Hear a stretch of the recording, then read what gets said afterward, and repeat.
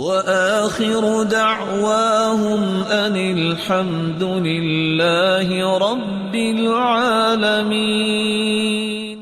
آپ اگر دین کے لیے نکلے ہیں اور دین کے لیے نکلتے وقت آپ کے جوتے پہ گرد تو پڑی ہوگی، آپ کے لباس پہ بھی گرد پڑی ہوگی۔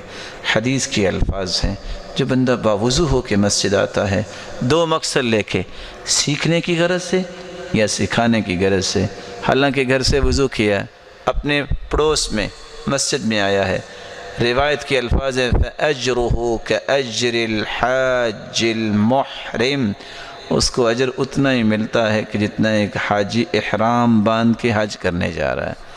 کتنے لوگ پریشان ہوتے ہیں کہ میں حج نہیں کر سکا۔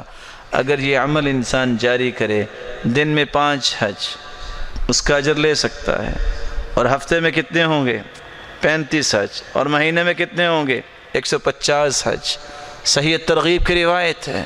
اور یہی شخص گھر سے باہر نکلے، گرد پڑتی ہیں لباس پہ، جوتے پہ، اصابہ مسکن یوم القیامہ، جتنی گرد اس پہ پڑتی ہے رب تعالیٰ اتنی جنت میں کستوری عطا کر دیتے ہیں۔ جو اس راستے پہ نکلتا ہے کہ میں نے سیکھنا اور سکھانا ہے، اللہ اس کے لیے جنت کا راستہ آسان کر دیتے ہیں۔